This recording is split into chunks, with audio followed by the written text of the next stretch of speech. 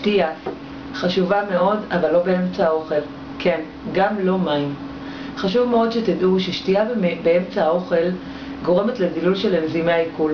אותם חומרים שאחראים על כך שהמזון שלכם יתפרק בצורה טובה ושהוא ייספק גם כן אחר כך בצורה טובה. לכן מה שחשוב הוא שתפרידו את השתייה מהארוחה עצמה.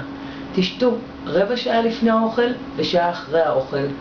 אחרי כמה פעמים בודדות כבר תוכלו להרגיש בהבדל הכל כך חשוב ומהותי.